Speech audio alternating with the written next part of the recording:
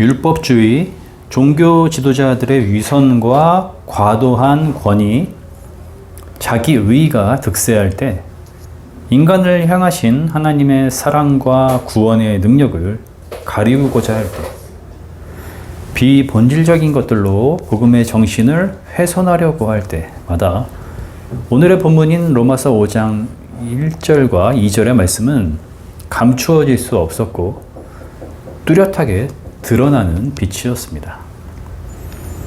인간이 바른 길로 나아갈 수 있도록 양심을 이끄는 이정표였죠.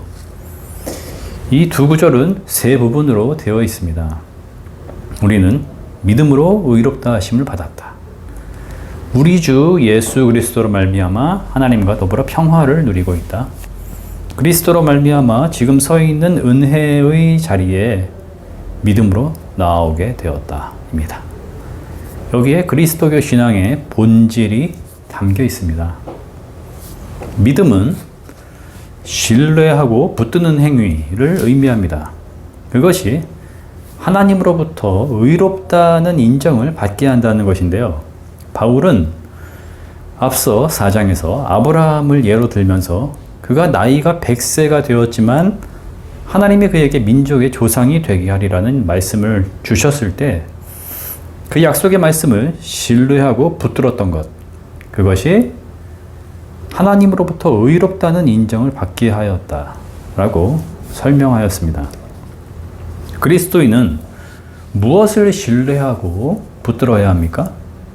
주님이신 예수 그리스도이죠. 우리는 그리스도를 통하여 의롭다 하심, 즉 하나님과 평화를 누리게 되었습니다. 이것은 명확한 선언입니다. 논리나 추론 등 일련의 과정을 통해 얻어낸 결과가 아니라 외부로부터 오는 확고한 진리가 이 세계와 인류에게 울려 퍼지는 것이죠. 평화라는 말 속에는 하나님의 영원한 사랑의 관계로 맺어짐, 죄와 죽음으로부터의 해방, 자유와 감사와 기쁨으로 세상과 삶을 바르게 살아갈 수 있도록 허락됨, 이러한 내용들이 포함됩니다. 지금 서 있는 이 은혜의 자리라는 말은 그리스도인의 정체성을 드러내주고 있습니다. 그리스도인의 현재 위치가 바로 지금 서 있는 이 은혜의 자리라는 것이죠. 시작과 마지막, 그리고 현재인 오늘, 우리는 늘 거기에 서 있는 것입니다. 그 자리는 철저히 은혜, 곧 선물로 주어진 자리이기 때문에 인간은 교만하지 않고 감사하는 존재입니다. 그 자리는 또한 믿음으로 나아오게 된 자리라고 성경은 증언합니다. 여기서 나아오다 라는 결단과 움직임의 행위를 드러내고 있는 동사가 사용되고 있음을 주목하게 되는데요. 당연히 나아오는 주체는 인간, 로봇가 아닌 자유로운 결단을 할 수 있는 인간이죠. 믿음은 성령을 통해 우리에게 찾아오시는 그리스도의 사랑과 능력으로 가능하기 때문에 분명 하나님의 일입니다. 그런데 그 믿음이 인간의 나아감의 차원을 포함하고 있다는 것은 인간의 자유로운 의지와 결단의 행위가 또한 강조되고 있다는 것을 의미하죠. 그렇다면 이 둘은 동시적이며 서로 연합되어 있다고 할 수 있겠습니다. 오늘의 설교는 지금 서 있는 이 은혜의 자리에 믿음으로 나아감이라는 그 의미를 살펴보고 믿음이 포함하고 있는 두 차원, 성령의 능력과 인간의 자유로운 결단에 대해서 설명해 보려고 합니다. 먼저 믿음은 확실히 성령의 사역이고 성령의 일입니다. 이 말은 두 가지 차원에서 오해를 불러일으킬 수 있기에 유의해야 합니다. 첫 번째, 성령께서 인간의 마음과 생각을 마술적으로 변화시키신다거나 조정하셔서 그리스도인이 되게 하신다라는 오해에 빠지는 경우입니다.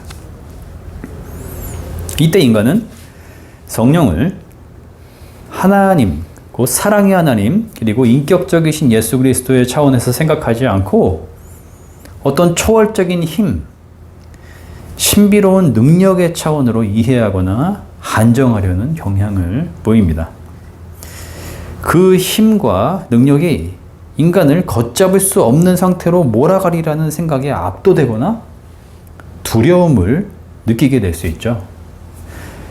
두 번째는 권위적이고 무서운 하나님, 카리스마적인 리더와 강압적인 조직으로 인해 의무감에 짓눌려서 자유로움이 억눌리는 경우입니다.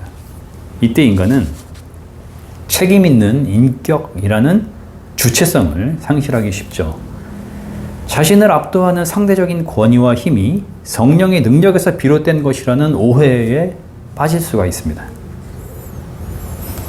믿음은 부활하신 예수 그리스도를 제자들이 어떻게 신뢰하게 되었는가, 그 과정을 살펴볼 때 이해의 실마리를 찾게 됩니다. 하나님이 예수 그리스도를 통해 인간과 화해를 이루신 사건은 인간의 믿음과는 별개의 차원에서 일어났습니다.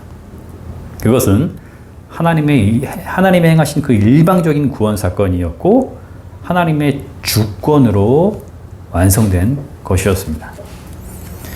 인간의 어떤 행위나 믿음이 십자가와 부활 사건에 아무런 영향을 미치지 않았죠. 제자들은 주님이 순환과 죽으심을 예고하셨을 때에 초조해하거나 두려움에 빠지기 일쑤였고, 십자가에 처형되셨을 때 대부분 도망하였으며 부활하신 주님을 처음에는 믿지 못했습니다. 이러한 인간의 불신과 반역에도 불구하고 하나님은 예수 그리스도를 통해 십자가와 부활 사건으로 인류와의 화해를 이루어 주셨습니다. 그러나 주님의 부활은 점차 제자들의 의심과 두려움을 몰아내고 그들의 내면에 기쁨으로 믿음을 창조해 내었습니다. 이때 제자들에게서 일어난 그 기쁨과 믿음은 성령이 어떤 마술적인 힘, 마성적인 능력으로 변화시킨 것이 아니었습니다. 부활의 주님은 강압적인 권위와 힘으로 그들의 불신을 끝내시거나 복종을 요구하신 게 아니었습니다. 제자들은 자유로운 결단으로 부활의 주님을 사랑하게 되었고 기뻐하게 되었으며 믿게 된 것이었습니다. 그들은 매우 이성적이었고 어느 누구도 자기 자신을 잃지 않은 한 사람 한 사람이었으며 서로를 존중하는 공동체였습니다. 곧 부활의 증인이 되었고 복음 전파자, 감사와 기도와 찬양으로 부활의 주님께 영광을 돌리는 사도가 되었습니다. 이러한 과정들을 보면서 우리는 성령의 일과 인간의 자유로운 결단이라는 이 행위로서의 믿음이 따로 떨어질 수 없는 차원임을 알게 됩니다. 성령의 일은 인간의 믿음의 행위를 가능하게 한다는 것. 인간의 믿음은 성령의 사역의 자유로운 결단이라는 올바른 반응으로 드러나야 한다는 것을 보게 됩니다. 만일 성령을 통해 인간이 믿음으로 나아가는 것이 아니라면 그 믿음은 자기 확신이 되고 말 것입니다. 성령을 통해 나아간다는 것은 성령으로 역사하시는 예수 그리스도로 말미암아 믿음에 이를 수 있게 된다는 것을 의미하는데, 예수 그리스도를 통해 자신이 죄인임을 깨닫지 못하는 인간, 예수 그리스도를 통해 하나님이 이루신 화해 사건을 이해하거나 깨닫지 못하는 인간은 결국 자기 확신의 정도에 연연할 수밖에 없습니다. 그것으로는 바른 믿음을 향하여 나아갈 수 없죠. 그래서 철저히 예수 그리스도를 아는 것, 사랑하는 것이 인간의 믿음을 가능케 하는 전제가 됩니다. 그런데 복음을 듣고 예수 그리스도의 사랑과 은혜를 경험하면서도 인간은 믿음으로 결단하지 않을 수 있다는 것이 문제입니다. 신학자 칼 바르트는 이를 불가능한 가능성이라고 하였습니다. 하나님의 능력이 약해서가 아니라 성령을 통해 역사하시는 예수 그리스도의 은혜가 부족해서가 아니라 인간은 자유로운 존재로 지음을 받았기 때문이며 하나님은 그 자유로운 결단을 통해 인간이 믿음으로 나아오기를 바라시는 인격적인 분이시기 때문입니다. 바르트는 화해론을 쓰면서 오늘의 주제와 관련된 한 예화를 소개하였습니다. 태양이 비칠 때 겨울철에 두꺼운 옷을 입고 있는 사람은 어떠할까? 그는 계속 그 두꺼운 겨울철의 옷을 입고 있을 수 있을까? 이 질문에 대하여 바르트는 그는 계속 그 두꺼운 옷을 입고 있을 수 있으며 그것이 매우 어리석고 고통스럽고 저주스러운 상태라고 해도 인간은 자유인이기 때문에 분명 그리할 수 있다 라고 말하였습니다. 그런데 그 자유라는 건 무엇입니까? 참된 자유일까요? 아니죠. 삐뚤어지고 자기 고집으로 변질된 자유죠. 하지만 태양이 계속 빛을 비추면 인간은 자연스럽게 겨울철에 두꺼운 옷을 벗고 가벼운 옷차림을 하고서는 따뜻하고 화창한 날씨를 즐길 수 있고 봄을 만끽할 수 있습니다. 바르트에 의하면 태양의 빛은 성령 안에서 역사하는 예수 그리스도의 은총에 비유될 수 있습니다. 인간이 어리석은 상태인 겨울철에 두꺼운 옷을 벗는 것은 죄를 벗고 믿음을 갖는 것에 비유할 수 있죠. 이때 죄의 옷을 벗는 것은 분명 인간의 일입니다. 그러나 그 낡고 더러우며 두꺼운 옷을 벗을 수 있도록 따스한 빛을 비추시는 것은 분명 성령의 일이기 때문에 이 둘은 동시적입니다.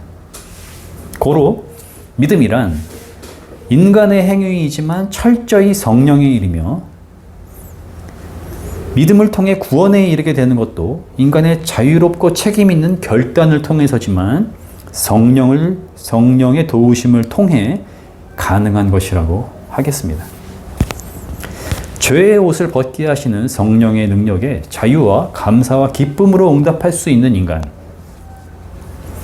따스한 햇살을 온 마음으로 느끼며 하나님이 만드시고 다스리시는 세계를 바라볼 수 있는 인간. 죄와 죽음에서 해방된 고귀한 매일의 삶을 살아감으로써 부활로 새로워진 인간이 되기 위해서는 다음 두 가지 차원에 떨어지지 않도록 주의해야 합니다. 먼저는 교만이죠. 내가 세상의 중심이고 나의 만족, 나의 기분, 나의 소유가 무엇보다 중요하다고 여기는 인간. 하나님의 사랑과 보호를 구하지 않는 어리석고 무모한 교만한 인간은 세상을 우연적인 일들로 가득 찬 곳이라고 여기고 삶을 내가 조작할 수 있다라는 착각에 빠져 있기 때문에 진리에 귀를 기울이려고 하지 않고 진리의 문제를 가볍거나 우습게 처리해 버립니다. 믿음은 그리스도의 말씀을 들으면서 난다라고 하였는데 들으려고 하지 않으니까 어찌 죄의 옷을 벗을 수가 있겠습니까? 두 번째는 자기 집중입니다. 교만도 자기 집중도 성경은 모두 죄라고 정의하고 있죠. 나의 상태가 늘 관심사이고 자기 연민에 빠지거나 내일에 대한 염려에 몰두하는 인간. 내가 만든 성이나 동굴에 갇혀있는 인간은 외부로부터 임하여 오시는 따스한 빛인 성령의 도우심과 능력에 스스로를 개방하려고 하지 않기 때문에 죄의 옷을 벗기가 어렵겠죠. 구원은 결코 인간의 내면과 내부에서 일어나지 않으며 오직 선물로 주어지는 것입니다. 우리는 부활의 주님을 만나 믿음을 갖게 된 제자들의 모습을 보면서 그 변화가 며칠 동안 갑작스럽게 일어난 일이라고 생각하기 쉽습니다. 예수님과 함께 지나온 3년이라는 시간을 염두하지 않고서 말이죠. 하지만 그렇지 않습니다. 그들은 주님과 함께 지나온 긴 시간들을 통해서 교만과 자기 집중에서 벗어날 수 있게 되었고 주님의 말씀을 참되게 들을 수 있는 자들로 변화되고 있었으며 세상과 삶을 바르게 볼 수 있는 안목이 열리게 되었을 것입니다. 그들이 부활의 주님을 보고 듣고 만지게 되었을 때에 바른 이성과 책임 있는 인격, 자유로운 결단을 통해 믿는 자, 곧 부활의 증인이 될 수 있었음을 기억해야 할 것입니다. 믿음으로 결단하여 주님께 나아가며 부활의 증인으로 살아가는 일은 갑작스런 변화를 통해 일어나는 것이 아니라 예수 그리스도의 말씀을 들음과 깨달음, 그리스도를 닮아가려는 노력과 인격적인 수양, 그리스도인으로서의 삶의 단단한 경험과 부딪힘, 기도와 결단, 부족함과 좌절, 그러나 신뢰함과 지금 이 자리에 은혜로 서게 됨을 의지하고 순종함이라는 이 여러 차원의 시간들을 통과해 지나감으로써 가능하게 되는 것입니다. 우리는 신앙에 있어서 너무 조급해하는 경향이 있는 것 같습니다. 믿음을 마치 순간적인 결단이나 당장의 고백으로 승부를 봐야 하는 것, 구원을 즉시 내가 확증받아야 하는 것 등으로 여기는 불안증에 시달리는 거죠. 그러나 구원이 인간의 그 어떠한 노력이나 행위와는 별개로 하나님의 주권적인 사랑, 곧 예수 그리스도를 통해 이루신 화해 사건에 근거한다는 점. 믿음이 인간의 자유로운 결단이지만 동시에 성령의 일이라는 것을 인정한다면 그처럼 조급해하거나 순간적이거나 내가 조작이 가능한 차원이라고 여길 수가 있겠습니까? 하나님은 자유로우시며 인격적인 분이십니다. 예수 그리스도를 통해 하나님과 평화를 누리게 된 인간 또한 자유로우며 인격적인 존재이지요. 인간의 참된 자유는 하나님을 사랑하는 것, 하나님께 기쁨을 드리고 기도할 수 있는 것, 이웃을 사랑하는 것입니다. 하나님이 예수 그리스도를 통해 우리를 얼마나 사랑하셨는가를 참으로 알게 되는 인간은 그것이 의무이거나 율법적인 규형이거나 기독교라는 종교 생활의 패턴이라는 생각에서 벗어나게 될 것이고 하나님 앞에서 살아있는 오늘 무엇보다 소중한 인간의 자유로 행할 수 있는 가장 고귀한 일이라고 여기게 될 것입니다. 아멘.